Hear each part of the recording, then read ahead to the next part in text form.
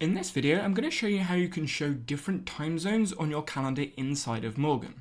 When looking at my calendar, you can see I've got a personal event, and then I have some events in my work and personal calendar, which is why we have the two colors. If I click on my profile picture in the bottom left and click on Preferences, in General Settings, you'll see Time Zone. And this is the primary time zone that I'm using, which is London, Europe. If I was to click and change this to something else, let's say Zurich, you can see the calendar in the background has now changed and all of my events have been adjusted accordingly. You also notice at the top I'm showing CET instead of GMT, but the recent time zone is also shown here, so I can change it back. So let's go London. Now I have London as my primary current time zone. If I come back into Preferences, go to General, you can see the time zone has now been changed back to London, Europe. For the regional format, I can switch to 12 hours. So now we're looking at 9 AM, 10 AM, etc. all the way down.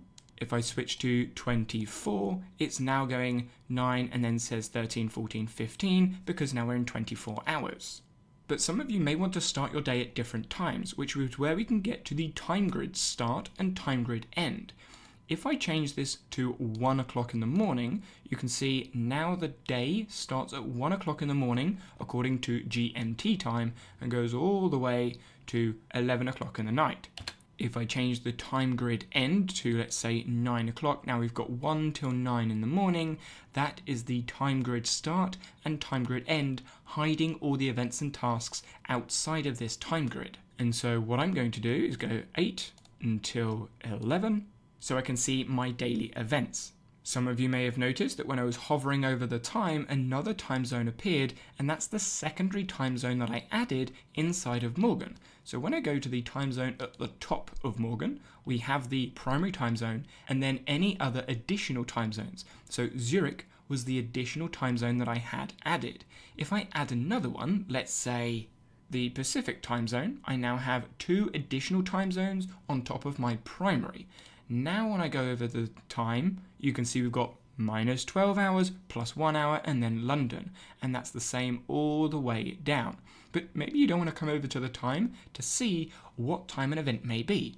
So what you could do is hover your mouse over the event and then push Z or Z on your keyboard to show the time zones. This works for all of the events in your calendar, and if we create a task, so let's say I need to prepare a meeting with David and save. If I hold Z on my keyboard, there are those time zones again. If I add another time zone, let's go Australia, Perth, and now hold Z, you can see I've got all of those time zones. Some going backwards in time, some going forwards in time, which works again on the events and on the time in the side of the calendar.